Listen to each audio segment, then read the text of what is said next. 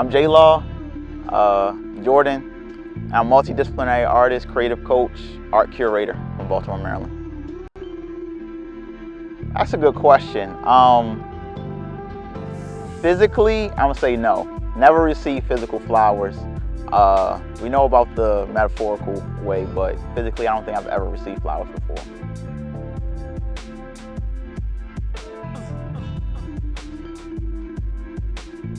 I think from just how I've been raised, no, I never really yearned for them. When you think of flowers, you kind of don't think of masculinity, and it just wasn't a thing that really connected with me. So it's not like I yearn for flowers, but you know, if I was to receive them, it would be a very nice gesture, just because it's something different from my perspective. But never received them before, and I don't think I've ever wanted to, but it definitely would be nice now you think about it.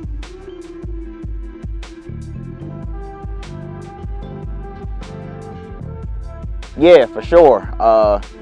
Just honestly, just being a black man for real, just having to be hard, you know what I mean? As I got older, it's like self-love, love yourself, have passion, communicate and things like that. All the things that were kind of opposite of what the world really portrays us to be.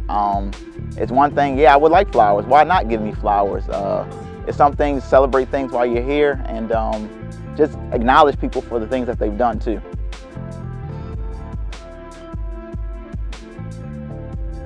Yes, for sure. I definitely think all black men should receive flowers, because my question is, why not? Why not receive flowers? Like you said, the stereotypes that society puts on it, I think we definitely need to break those down. And I think that, in my perspective, we should go against the norm. So I think we definitely do deserve flowers, and we should get flowers as well. I got a list of people. If I can name off the top of my head, my father, I gotta give him his flowers just for raising me. My brother being there for me as well. My closest friends, Rod, Darius, Kenny, Cliff.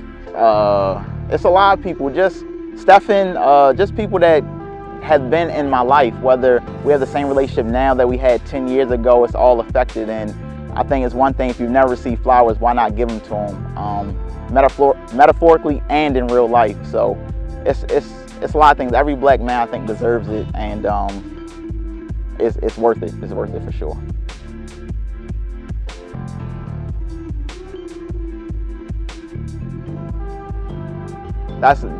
It's crazy you bring that up. I'm actually currently working on a series called Champagne Flowers, and it's all about giving people their flowers while they're here on Earth and celebrating them. So it's kind of like the alignment of this is crazy, because it's something that I use throughout my work, and it doesn't just mean like to give people their props, but also it can represent growth. There's so many positivity and positive things that go along with having flowers, and I think having that representation and that symbolism just speaks volumes to my artwork and what I want to portray to the world. So for sure, definitely.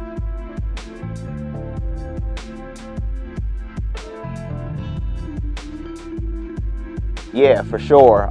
With my artwork, even if you see it in the background, these basketball courts that I painted, bright, vibrant colors, because I think it just brings a different attitude, it brings a different positivity, it just brings a different aura to the space. So in my artwork, I definitely wanted to be captivating for people to see it, and the colors play a big part. A lot of the flowers that I do put in my artwork, they're lively, they're alive, they're not dead. So you have those bright pastel colors, oranges, pinks, to really give off that feeling of positivity and growth and excitement as well.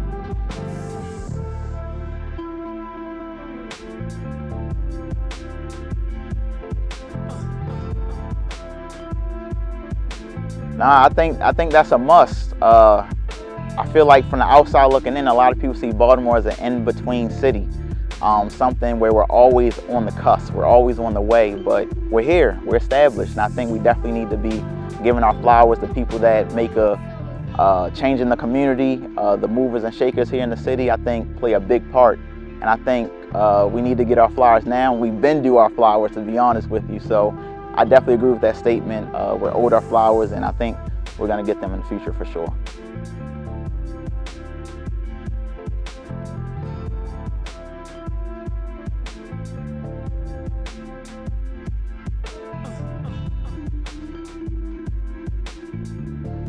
when I hear that off bat, it's depressing.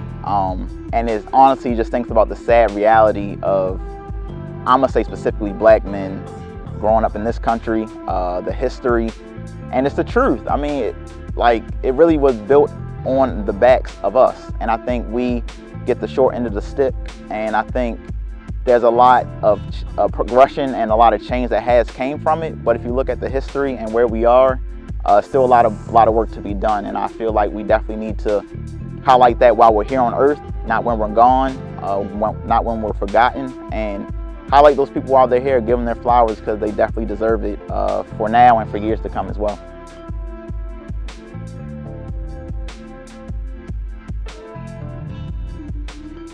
Honestly, I think vulnerability, that's number one. And the reason why I say that is because a lot of times we have this shield, and you can't blame us for having this shield because of what we've gone through in the past. But you take that shield off, you tell somebody that you maybe not even know you're doing a good job, or you have something on your mind that you just want to speak your mind and communicate, that goes a long way. And I feel like if we can feed off each other and do that to one person and, you know, pass the buck to the next, it'll make a big difference.